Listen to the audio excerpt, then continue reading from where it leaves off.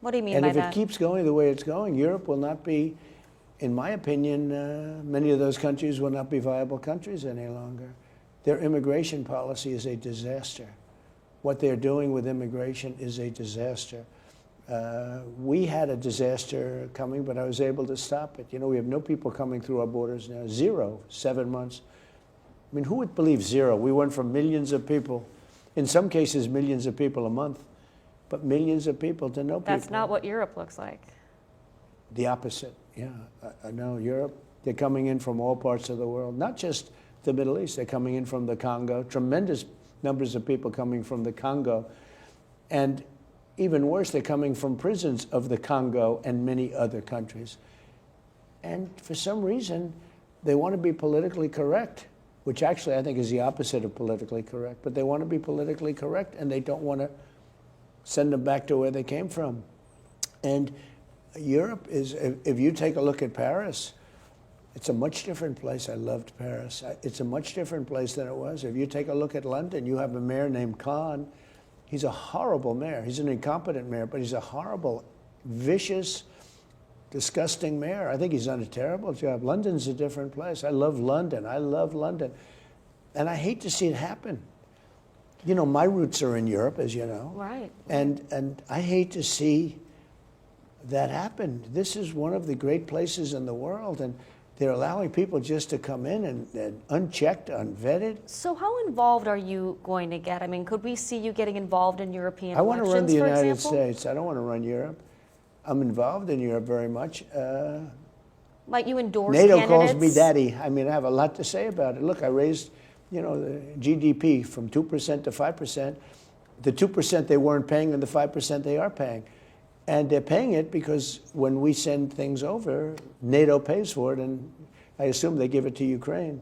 But Europe is being destroyed. Would you consider getting involved in some of those elections to put in leaders that you think are better suited? Well, I've endorsed people, but I've endorsed people that a lot of Europeans don't like. I've endorsed Viktor Orban. I endorsed, go back to South America, Latin America, South America, Milei, Argentina. He was losing in the election, and I endorsed him, and he won in a landslide. Yeah, with Viktor Orban, beyond endorsing, he recently said that you promised him access to U.S.-backed financial shield worth up to $20 billion. Is that right? No, I didn't promise him, but he certainly asked for it. But would you consider giving that to him? I just think he's doing a very good job in a different sense on immigration.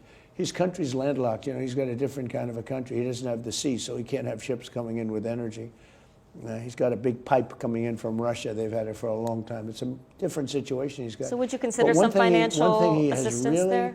He's really gotten right is the immigration, because he allows nobody in his country. And Poland has done a very good job in that respect, too. Mm. But most European nations, they're decaying. They're decaying. You can imagine some leaders in Europe are a little freaked out by what your posture is, and European. No, they should be freaked out by what they're doing to their countries. They're destroying their countries. Well, European Council President. And they're people I like. Look, they're people I like. I get along with them. You know that.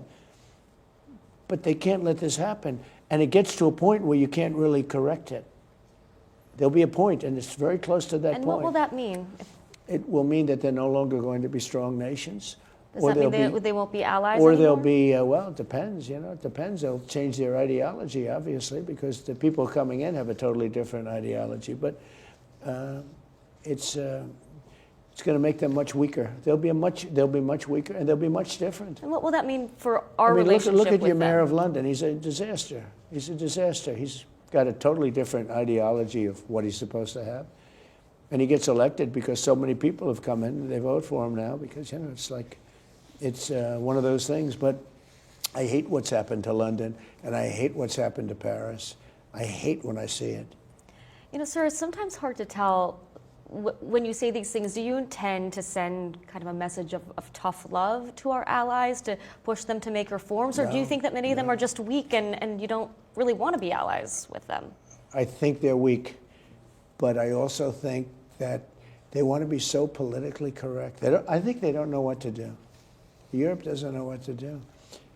They don't know what to do on trade either. I mean, I look at a lot of the trade, situation that's going on over there. It's a little bit dangerous.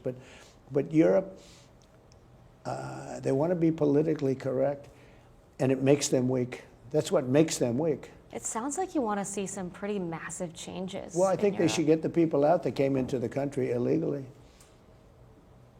I want to ask about If NATO. you take a look at Sweden, so Sweden was known as the safest country in Europe, one of the safest countries in the world. Now it's known as a very unsafe, pretty unsafe country.